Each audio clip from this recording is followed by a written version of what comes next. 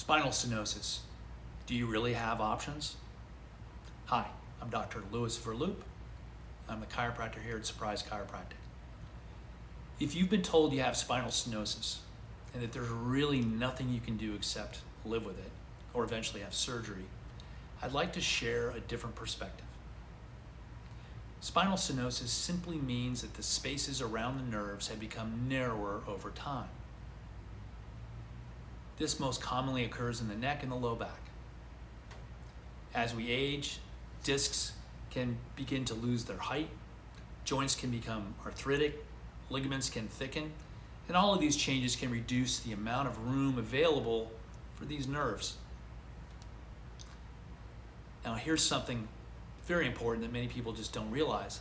These changes, they don't happen overnight. In most cases, spinal stenosis develops gradually over many years and often over decades.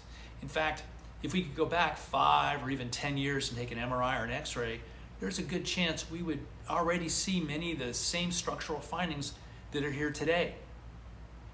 The arthritis may have already been there, most likely it was. The thinning of the discs has already been there.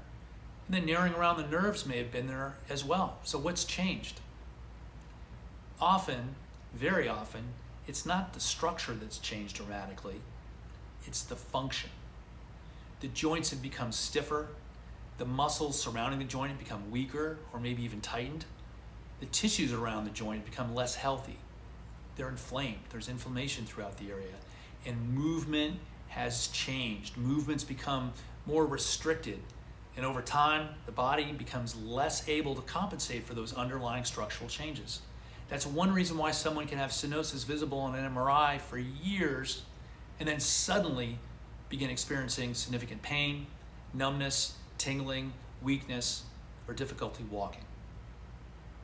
The loss of function eventually reaches a point where the body can no longer adapt as effectively as it once did.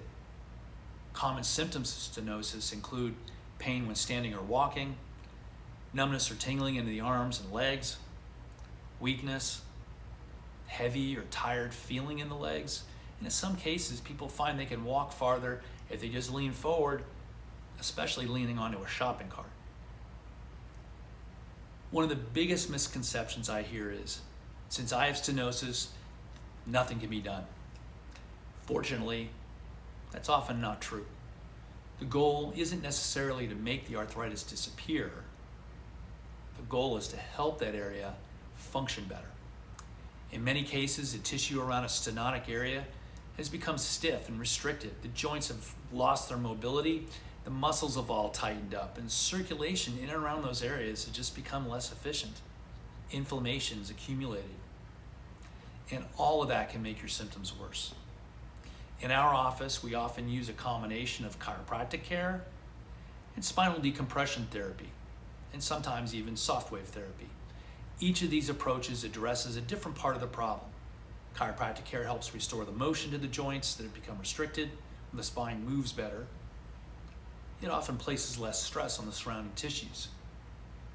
Spinal decompression gently stretches and it unloads the affected spinal segments. For some patients, this can help reduce irritation and improve overall function. We also use soft wave therapy. Soft wave uses an acoustic wave technology designed to stimulate the body's natural healing response. And research suggests it may help improve circulation, support tissue repair, and help reduce inflammation in damaged tissues. Now, I want to be realistic.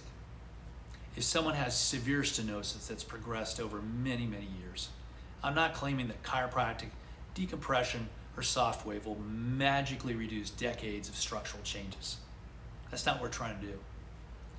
What we're trying to do is improve function, improve mobility, reduce irritation, improve circulation, and help the surrounding tissues become healthier.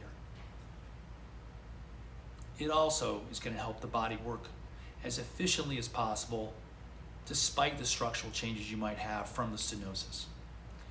What we found is that many patients who thought they had exhausted their options are surprised by how much improvement they can achieve when their joints move better and the surrounding tissues become healthier.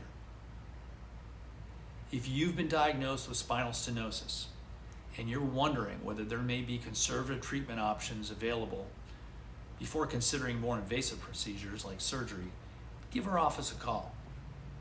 We'd be happy to determine whether you're a candidate for treatment and discuss what options may be appropriate for your specific condition.